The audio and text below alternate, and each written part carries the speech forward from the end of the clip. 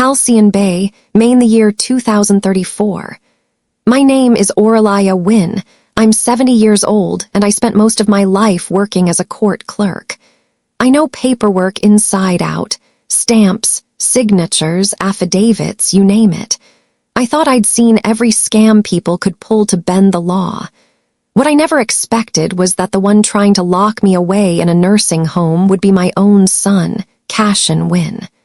One morning, Cassian drove me to Seabright Care Assisted Living. He held my hand and said in that syrupy voice of his, "Mom, this is just for your safety. You've been forgetting things, getting tired. I just want to make sure you're okay."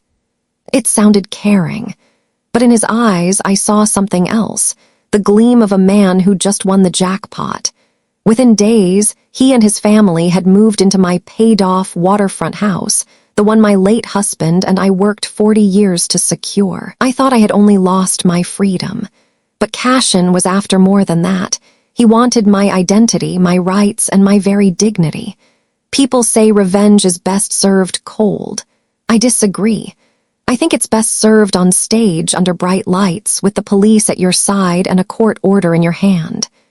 Cassian knew one thing about modern life. Paper trails looked cleaner when they were digital.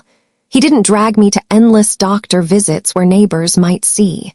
Instead, he brought the doctor straight into my living room through a tablet screen. Enter Dr. Lowell Pierce, a so-called neurologist who claimed to specialize in remote cognitive evaluations.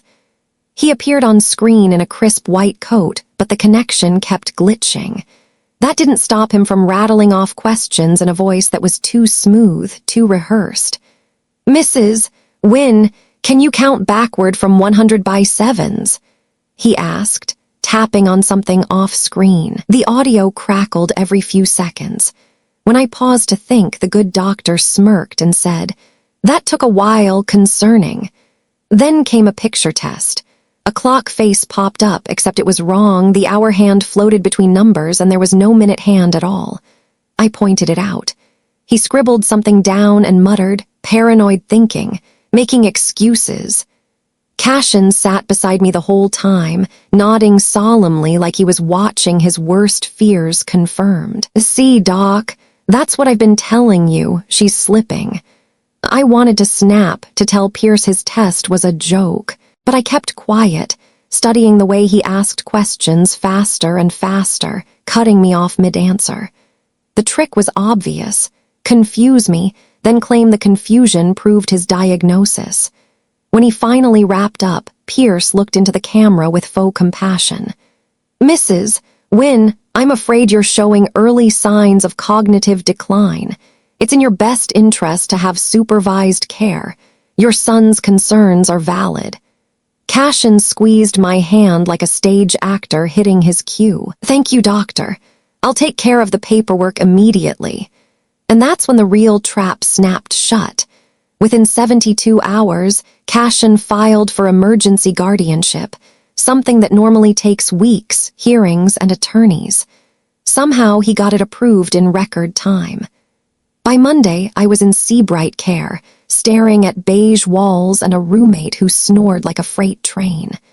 Meanwhile, Cassian was throwing a housewarming party in my waterfront home. But here's the thing Cassian never understood. 30 years in a courthouse teaches you that even the slickest scams leave fingerprints. Every forged signature, every rushed filing, every doctor's note leaves a trail. And while Cassian thought he'd buried me under digital paperwork, I was already planning to dig him out, page by page. He thought I was trapped. He forgot who taught him to read the fine print. Seabright Care was supposed to feel like home. At least, that's what the brochure Cassian waved around had promised. Sunlit common rooms, gentle activities, and peace of mind. What it really felt like was a warehouse for the forgotten. Beige walls, food that tasted like it had been boiled into submission, and a staff trained to smile as if they were talking to toddlers. On my very first night, I realized I'd traded the comfort of my waterfront house for a narrow bed and a roommate who was convinced the price is right was a matter of national security. Her name was Odessa Pike, 78 years old, sharp-eyed and sharper-tongued. She'd been a notary and legal secretary for over 40 years, and she caught onto my story quicker than anyone else. "Honey," she said, pausing the game show at a commercial break, "that whole guardianship stunt stinks worse than Wednesday's casserole, and trust me, that's saying something." I laughed, but she wasn't joking. She wanted details, dates, signatures, how quickly the paperwork had gone through. As I laid it out, Odessa's frown deepened. Guardianship in 3 days? Not a chance. That clerk was either sleeping or someone greased the wheels. Wheels don't grease themselves, sweetheart. It was the first time since Cassian's ambush that I felt something other than despair. I had an ally, and Odessa wasn't the only one. Jun Park, the night nurse, had a different kind of fire. By day, he was just another orderly in blue scrubs. By night, he studied law at the community college downtown. When he overheard me talking to Odessa about forged signatures, he leaned across the nurse's station and whispered, "If you ever need to compare handwriting or dates, I can help. I've got access to the filing terminals for residents' charts, off the record."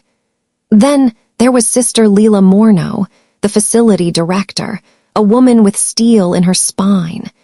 She wasn't naive about family betrayal. 30 years in elder care had shown her every ugly scenario you could imagine. She'd pull me aside during her rounds, her voice low but steady. "Aurelia, you have rights. If you think your guardianship was mishandled, there are advocacy services. I can't fight your son for you, but I can make sure you know your options." And finally, there was Harold Finch. He sat 2 tables over in the dining hall, quiet as a shadow, his hands trembling from an old stroke. Most folks thought Harold was just another silent resident. But one afternoon, as we picked at mashed potatoes that tasted like glue, he slid a note across the table in shaky handwriting. "Check the dates on the signatures. Criminals always mess up details." I stared at him, and for the first time in months, I smiled. Seabright Care wasn't the prison Cassian thought it would be. It was my war room. He thought he'd buried me in this place. What he didn't realize was that he'd locked me in with the kind of people who make a living spotting lies. The thing about paperwork is that it never lies, if you know how to read it. And believe me, after 3 decades working court dockets, I knew every trick sloppy fraudsters tried to pull. Cassian thought he was clever, but he forgot the golden rule. Every scammer leaves crumbs. Odessa and I set up what we jokingly called our command center in the Seabright Library. She had the reading glasses, I had the paralegal instincts, and Jun, the night nurse/law student, snuck us access to the resident computer under the guise of memory training exercises. In reality, we were digging through Cassian's emergency guardianship petition. At first glance, it looked airtight. Official seals, notarized signatures, even a doctor's evaluation attached. But Odessa tapped the screen with her pen, squinting at the fine print.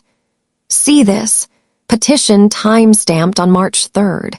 But Dr. Pierce's evaluation is dated March 5th. He filed for guardianship 2 days before the medical exam even happened. That's not just sloppy, that's illegal." I felt my chest tighten. There it was, Cassian's first crack in the armor. Jun leaned closer, scrolling down. "Look at the notary stamp here. Wrong ink. It's digital, but the metadata shows it was uploaded from a different county, one where Pierce isn't even licensed. That's strike 2. My heart started pounding the way it used to before a big court hearing, nervous but electric. Cassian had tried to choreograph a perfect crime, but in his arrogance, he'd tripped over the details. The real nail in the coffin came from Harold Finch, the quiet ex-private investigator with the shaky hands. He wheeled over to us one evening, slid another note across the desk. It read, "Check pen pressure. Forgeries always wobble." Jun scanned the signature logs into the computer and adjusted the contrast. There it was in black and white. Cassian had tried to copy my handwriting, but the strokes were uneven, the ink weight inconsistent. It wasn't my hand, it was his imitation. Odessa chuckled, shaking her head. Your boy thought he could play lawyer. What he did was leave us a trail of red flags big enough to stop traffic. For the first time since Cassian stole my house, I didn't just feel angry, I felt powerful. I wasn't just a victim. I was building a case, brick by brick, page by page. Cassian thought paperwork was just ink on paper. He forgot that to me. Paperwork was a battlefield, and he just handed me my first weapon. Once you find the first crack in a wall, you don't stop. You press until the whole thing comes crashing down. That's exactly what we did with Cassian's forged guardianship. Every evening after dinner, Odessa and I sat in the library with stacks of scanned documents Jun quietly slipped us. Odessa had her yellow legal pad out, her handwriting still sharp as the day she notarized her first deed. Jun pulled double duty, changing bedpans by day, running database searches by night. And Harold, he might have struggled to speak, but he could still circle a forged initial like a bloodhound on a scent. But I knew that if we wanted real results, we needed more than allies in a nursing home. We needed teeth. We needed an attorney who understood that elder abuse wasn't a family issue. It was a crime. That's when Odessa made the call. She still had contacts in the courthouse, and one name kept coming up, Mara Keene. Known in legal circles as the widow's sword, Mara had built her career dismantling fraudulent guardianships and exposing predatory heirs. She didn't walk into Seabright Care like a lawyer. She walked in like a storm. Sharp suit, sharper eyes, a briefcase that looked heavy enough to hold a dozen verdicts. Sister Leela arranged the meeting under the pretense of a legal education seminar, so Cassian wouldn't suspect. Mara spread Cassian's paperwork across a folding table and started laughing, not polite laughter, but the kind that bursts out when you see something so sloppy it's almost insulting. Your son, she said, flipping pages with a manicured finger, is either incredibly stupid or incredibly arrogant, probably both. Look here. Petition filed before the medical exam, forged signature with uneven pressure, and a doctor whose license is suspended in 2 states. This isn't just a civil case. This is criminal. Fraud, forgery, identity theft, elder abuse. Her words hit me like thunder. For months I'd been fighting to prove I wasn't crazy. Now, someone with power was telling me not only was I sane, I had a case strong enough to bury Cassian legally. Odessa grinned like a cat. Told you, honey, wheels don't grease themselves. Mara leaned in, lowering her voice. Mrs. Wynn, here's what we're going to do. We'll file a motion to vacate the guardianship and restore your competency. At the same time, we'll push for a criminal investigation. But I need you ready. This isn't just about winning back your house. It's about exposing Cassian's entire scheme. For the first time since my husband's death, I felt something close to hope. Not just survival, not just endurance, strategy. He thought he'd buried me in paperwork. What he didn't know was that I was about to weaponize every single page against him. Cassian always had a weakness for applause. He didn't just want my house. He wanted an audience to admire him living in it. Within weeks of moving into the Wynn family home, his social media feeds became a highlight reel of theft disguised as achievement.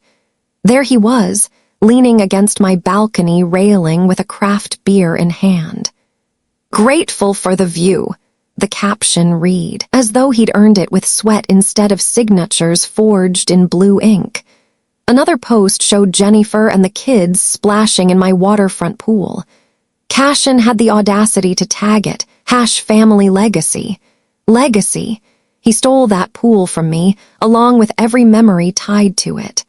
The worst was Frank's study, my late husband's sanctuary. Cassian turned it into his home office, complete with a neon sign that said boss mode. He posted videos bragging about his new chapter, while standing in front of filing cabinets that had held decades of tax returns, deeds, and insurance papers.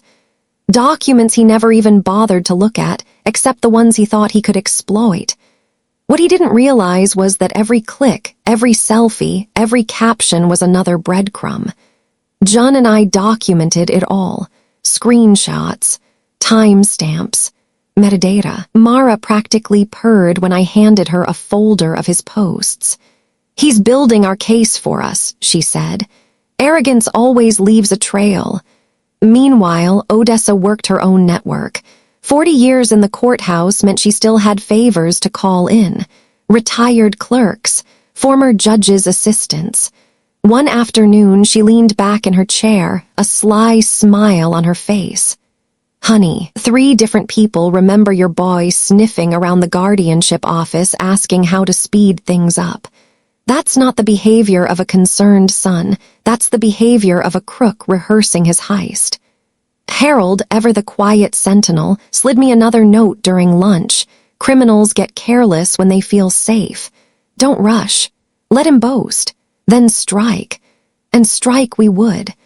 Mara had already filed the petition to restore my competency, backed by letters from my actual physician and testimony from Seabright staff. The DA's office was circling Cassian's financials, tracing money siphoned from accounts I hadn't even realized he'd touched. But we weren't ready to confront him yet.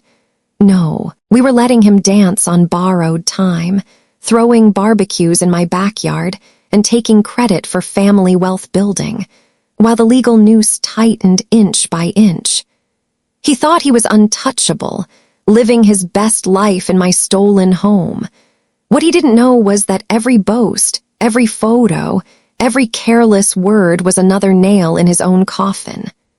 Cassian's arrogance finally handed me the perfect battlefield. Halcyon Bay's business council announced they were giving him the Green Visionary Award for his contributions to sustainable enterprise. The irony nearly choked me. This man had never sustained anything but debt. But Cassian had charm, connections, and a stolen house that looked impressive enough to fool the gullible. The gala would be held at the Harbor Convention Center. Red carpets, flashing cameras, a room full of city officials, business leaders, and half the neighbors he'd lied to about my so-called dementia. Cassian saw it as his coronation. Mara and I saw it as our ambush. Mara spread the plan across the table in Seabright's library like it was a military operation. "We'll time the filing of the competency restoration order with the DA's fraud petition. That way, when you walk into that gala, you're not just a mother reclaiming her home, you're a woman with the law on her side." Odessa leaned in, adjusting her glasses. "Make it public, sweetheart. If he humiliated you in front of the neighborhood, you humiliate him in front of the whole damn city." Jun grinned like a kid sneaking candy. "And if he tries to argue, we've got video evidence ready to roll. Every shady post, every signature mismatch. He won't be able to wiggle out of it." Even Harold contributed, sliding another note across the table. Public stage equals no escape routes. It wasn't just about legal strategy, it was about symbolism. Cassian had made me invisible, locked away in Seabright while he played the hero. Now I'd step back into the spotlight, not as his confused mother, but as a fully competent woman reclaiming her life. We rehearsed everything. Mara drilled me like I was preparing for trial. "Keep it calm, keep it factual. No anger, just dignity. You're not begging for justice. You're restoring order." Sister Leela, usually the voice of patience, surprised me by nodding firmly. "Families like yours, Aurelia, only learn when truth is laid bare. Sometimes exposure is the only cure." The night before the gala, I sat in my narrow bed at Seabright, pearls in my hand, the ones Frank had given me for our 40th anniversary. I could almost hear his voice. "Stand tall, Aurelia. Courtrooms are just theaters where the truth eventually takes the stage." Well, this wasn't going to be a courtroom. It was going to be a gala, a red carpet spectacle. And the The truth was about to walk in wearing my pearls. Cassian thought the gala would crown him king. He didn't know it would be the night I tore off his mask and left him naked in front of everyone who believed his lies. The night of the gala, Halcyon Bay Harbor glittered like a postcard. Strings of lights draped across the convention hall, camera flashes popping as guests in tuxedos and gowns filed inside. The city was buzzing about Aurelia Wynn, the visionary son who had supposedly sacrificed so much to care for his declining mother. He'd written the script, but tonight I was going to flip the stage lights on him. Mara arrived first, briefcase in hand, her heels clicking against the marble like a gavel striking wood. Sheriff Leela Morneau followed with 2 deputies in full dress uniform. Their presence wasn't for intimidation, it was for legitimacy. When law walked in beside you, no one could call it a family squabble. And me, I wore Frank's pearls and a navy dress that said everything without words. Dignity, strength, competence. Odessa insisted on curling my hair herself. Honey, if you're toppling a king, you might as well look like a queen. Jun stood at my side like a proud son, holding the folder of Cassian's social media posts, each one time-stamped and printed, evidence wrapped in vanity. The doors to the gala opened just as Cassian took the stage to accept his award. The audience clapped, cameras flashed, perfect timing. "Ladies and gentlemen," the MC announced, "please welcome Halcyon Bay's green visionary, Cassian Wynn." He stepped forward, tuxedo gleaming, grin wide, soaking in the applause, and that's when the room shifted. A hush swept through the hall as every head turned toward the back entrance. I walked in flanked by Mara and Sheriff Morneau. The television crew Odessa had tipped off raised their cameras. My heels clicked steady against the polished floor. I wasn't rushing. I wasn't hiding. I was reclaiming. Cassian's smile faltered, his hand freezing mid-wave. "Mom," he muttered into the microphone, a voice cracking. I stopped at the foot of the stage, looked him dead in the eye, and held out a leather folder. My voice carried through the PA system like a verdict. "Congratulations, Cassian. I brought you a present. It's called the truth." Gasps rippled through the audience. Mara handed the sheriff the order, restoring my competency. Leela read it aloud in her steady, authoritative tone. "By ruling of the Superior Court of Maine, guardianship of Aurelia Wynn is terminated effective immediately. All assets and property rights are restored to her care. Furthermore," the audience erupted in murmurs. Cameras zoomed in on Cassian's pale face. He tried to laugh, to wave it off. This is a misunderstanding. My mother isn't well. She doesn't know what she's saying." That's when Jun stepped forward, holding up the screenshots of Cassian's posts on the giant projector screen. My house, my pool, my husband's study. Evidence of his fraud broadcast larger than life behind him. The DJ cut the music. The applause stopped cold. Cassian's award night had just become his public trial. He thought this stage was built to celebrate him. Tonight it became the stage where he fell. For a moment, Cassian stood frozen under the spotlight, award still clutched in his hand like it could shield him from the truth. The giant screen behind him cycled through images of his lies. Jennifer and the kids lounging by my pool, barbecue parties on my deck, Cassian's smug selfies in Frank's study with that ridiculous neon sign glowing boss mode. The room that had been clapping seconds ago now hummed with confusion. Guests whispered, shifting uncomfortably in their seats. Some pulled out phones to record. Cassian's smile collapsed into something brittle. This is all a mistake," he stammered, microphone squealing as his voice rose. "My mother isn't well. She's been confused for years. I only stepped in to protect her." Mara didn't miss a beat. She stepped forward, her voice like a blade. "Protect her? By forging her signature on legal documents. By bribing a doctor who's lost his license in 2 states. By draining her accounts into your own." Gasps rippled through the audience.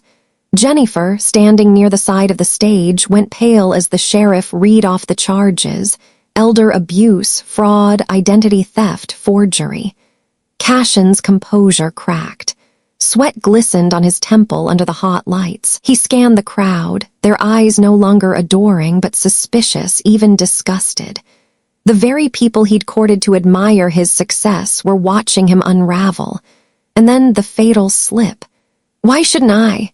Cassian barked, slamming the microphone against the podium. His voice echoed across the hall. "She's old. She wasn't going to live much longer anyway.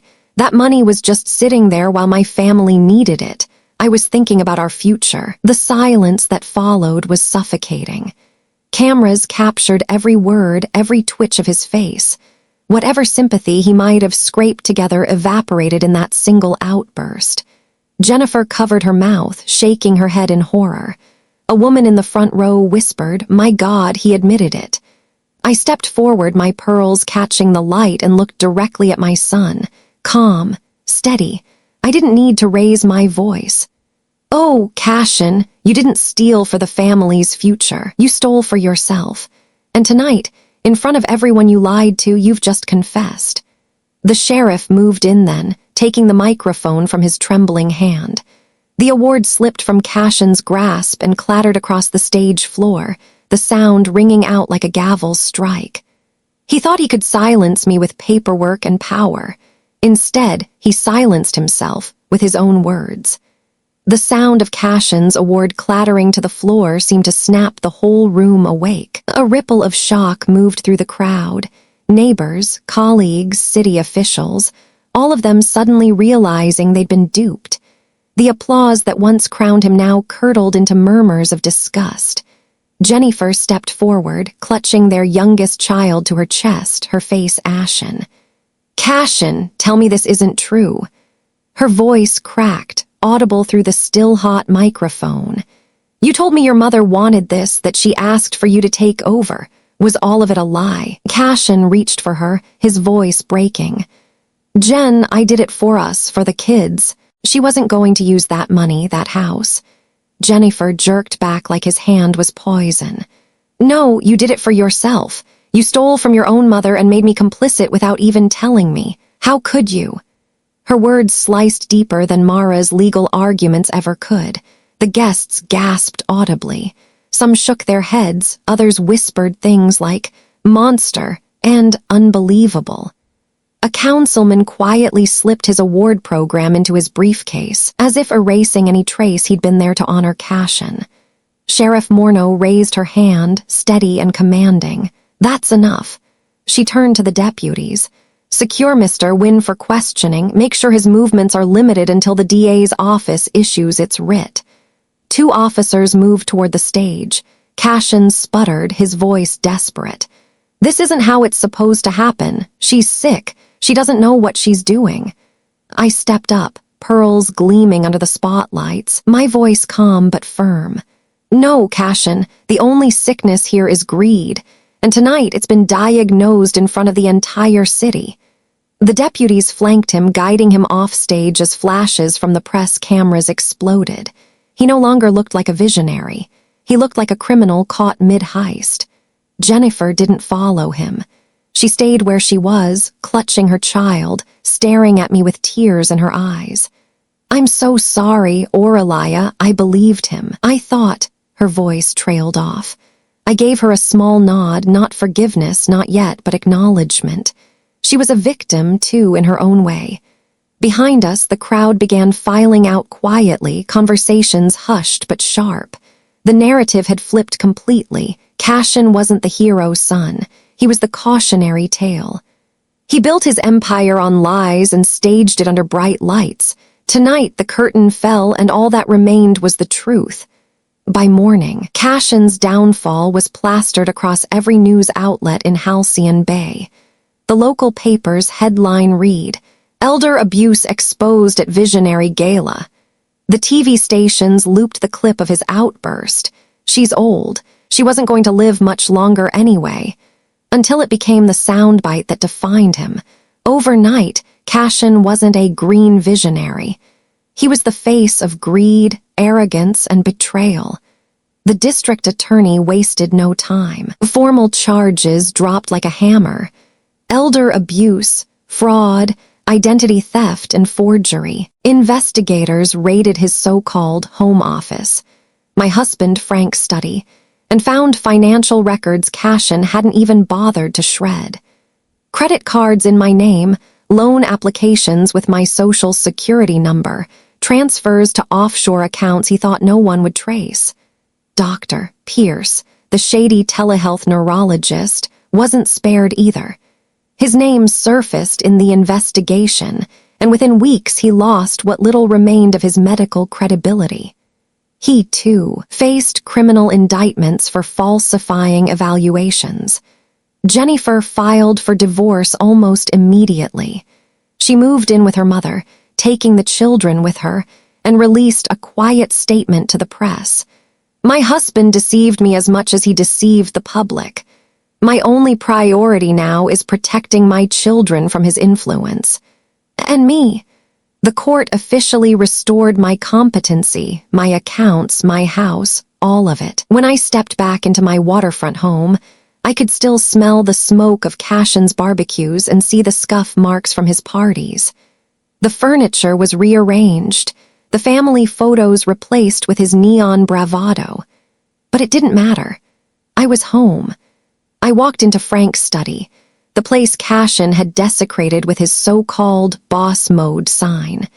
The deputies had removed it during the investigation, but I could still see the faint marks on the wall where it had hung. I placed Frank's photo back on the desk, straightened the edges, and whispered, "We won, Frank. He didn't take us down." The neighborhood changed, too. Neighbors who had once believed Cassian's lies now crossed the street to apologize. "We thought you were sick, Mrs. Patterson admitted, her voice thick with shame. "We thought you didn't want visitors. We should have checked." I forgave her. She wasn't the enemy, silence was. That night I stood by the bay window, the lights of Halcyon Bay flickering across the water, and breathed in the salt air. I had my house, my name, my life. Cassian stole my freedom, my dignity, my home. But the law gave it back, and I walked through that front door not as a victim, but as a survivor who had proven the truth in the brightest light possible. The hardest part of coming home wasn't facing the emptiness Cassian left behind. It was facing the silence. 6 months of my life had been stolen, my trust shattered, my son exposed not just as reckless, but as dangerous. I had my freedom back, but what do you do with freedom after someone's tried to bury you alive? I decided you don't just rebuild, you repurpose. It started small. Sister Leela asked if I'd be willing to speak at Seabright Care to other residents whose families were pushing questionable guardianships. I told my story in the common room, pearls around my neck, eyes steady. When I finished, a man in the back whispered, "That's exactly what my nephew's trying to do to me." That's when I knew my fight wasn't just mine. Jun, no longer just a night nurse but now a law school graduate, convinced me to partner with Mara Keene. Together, we launched the Wynn Initiative, a legal advocacy program for elders. Odessa even came aboard, volunteering as our paper hawk, combing through petitions for inconsistencies that screamed fraud. Harold, stroke and all, became our quiet strategist, teaching us where scammers tend to slip up. I turned Frank's study into our headquarters. The same room Cassian once used to flaunt his fake success became a command center for protecting others. The desk that had once held tax returns and deeds now held binders labeled cases in progress. On the wall, instead of a neon boss mode sign, I hung a framed print that read, "Dignity is non-negotiable." The calls started coming in, widows whose children wanted early access to inheritances, veterans being tricked into signing over benefits, men and women like me who were told they were too old to understand their own lives. Each story burned, but it fueled me. Neighbors, once ashamed of believing Cassian, became allies too. Mrs. Patterson started bringing over meals, not out of pity but solidarity. She told me, "Every block needs a watchdog. You're ours." And the press didn't let my story fade. The clip of me walking into that gala with the sheriff and Mara had gone viral. Reporters started calling me the Pearl of Halcyon Bay, a woman who refused to be silenced, who turned humiliation into justice. For the first time since Frank's death, I felt alive again. Not because I had beaten Cassian, but because I had turned his betrayal into a mission. Cassian thought he ended my story when he stole my house. Instead, he gave me a new beginning, one where my fight didn't just save me. It saved others, too. Word travels fast in small towns, but in the age of cameras and clicks, word travels faster everywhere. What began as a scandal in Halcyon Bay turned into something bigger, much bigger. The clip of me walking into that gala, pearls shining, sheriff at my side, Cassian's face draining of color, spread online like wildfire. Commentators called it the moment every forgotten elder wished they could have. Reporters stopped calling me just Aurelia Wynn. They called me a symbol. Invitations poured in. Universities wanted me to speak about guardianship abuse. Nonprofits asked me to share warning signs for families. A Senate committee even called me to testify about tightening laws on emergency guardianships. I sat there in Washington, facing rows of polished politicians, and said plainly, "Elder abuse isn't a private matter. It's a crime, and criminals thrive when shame keeps their victims silent." The Wynn initiative grew beyond Halcyon Bay. With Mara's legal expertise, Jun's restless energy, and Odessa's eagle eyes, we opened chapters in 3 states within a year. Volunteers trained to spot fraudulent petitions. Lawyers signed up to take pro bono cases. Harold, even from his wheelchair, insisted on reviewing files. "Patterns," he'd rasp, circling shaky pen strokes, "always look the same." Every case we took reminded me that my story wasn't rare, it was common. A daughter who'd quietly transferred her mother's pension into her own account. A nephew who'd sold off his uncle's farm under the guise of debt management. Men and women locked away while their so-called caretakers redecorated their homes. I became a regular face on national news segments. Some called me the Pearl of Halcyon Bay. Others dubbed me America's grandma who fights back. I didn't mind the nicknames. What mattered was that people were listening. Elderly viewers wrote letters saying they finally had the courage to question their guardianships. Younger families said they saw the warning signs now. Standing on stages, I always wore Frank's pearls, not for style but for memory. Every time they caught the light, I remembered the night Cassian tried to erase me, and how those pearls became the symbol of my refusal to vanish. The irony wasn't lost on me. Cassian wanted to be a visionary, remembered as a man who secured his family's future. In the end, it was me, the woman he tried to silence, whose name traveled farther than his ever could. He stole my voice for 6 months. I used the rest of my years to make sure no one else lost theirs. That is the legacy he gave me, and it's the only one that will last. Justice has a strange weight. Winning feels powerful, but it doesn't erase the hollow places left behind. When the cameras switched off and the letters of thanks slowed to a trickle, I was left alone in my waterfront home. The walls echoed differently now. They no longer held Cassian's laughter or Frank's steady footsteps, just my own breath, the ticking of a clock, the sound of the bay brushing against the shore. I had reclaimed my name, my house, even my purpose. But nothing could change the truth. My son was gone to me. Not in the way Frank was gone through death, but in a way that was worse, by choice. Sometimes, late at night, I would scroll through the photos of Cassian as a boy. Him in a Halloween costume too big for his shoulders. Him grinning with a missing tooth after his first baseball game. Him holding Frank's hand on the boardwalk. I'd wonder, when did that boy vanish? At what moment did greed overtake love? Jennifer tried once to bring the children by. I welcomed them with open arms, let them run across the backyard grass like Cassian once had. But when she asked if I wanted to see him, I shook my head. No, not yet. Maybe not ever. Forgiveness is complicated. People ask me if I'll ever reconcile, if I'll ever sit across a table from him again. I tell them the truth. You can rebuild a house after a storm, but you can't live in it the same way once you know the foundation was cracked.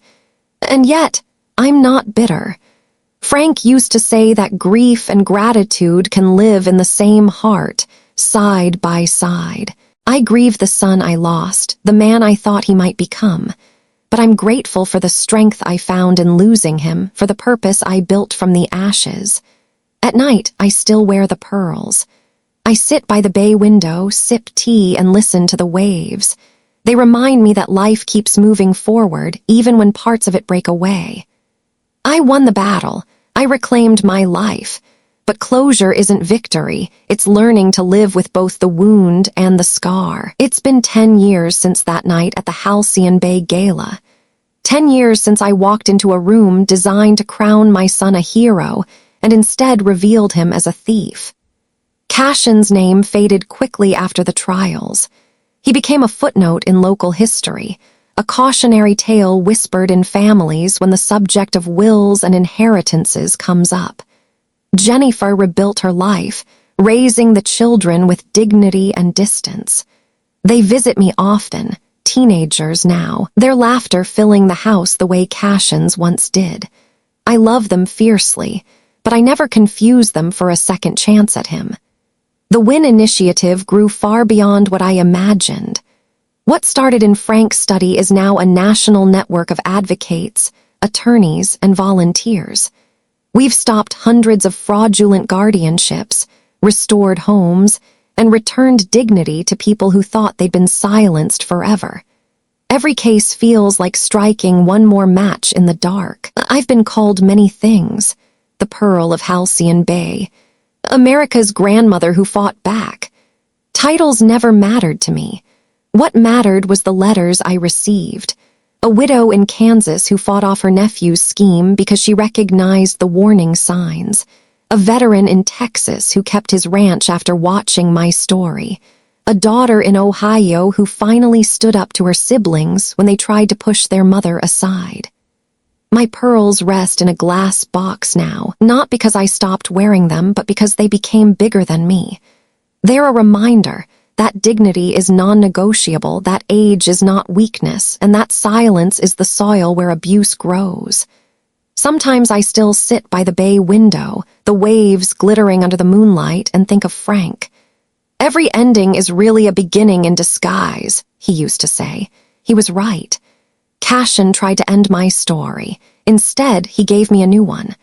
And when my time finally comes, when the tide of life pulls me out to sea, I want people to remember one thing. I was never just a victim. I was the proof that even in the twilight of life, you can still rise, still fight, still blaze a trail so others know they don't have to go quietly. He tried to steal my future. Instead, I built a legacy.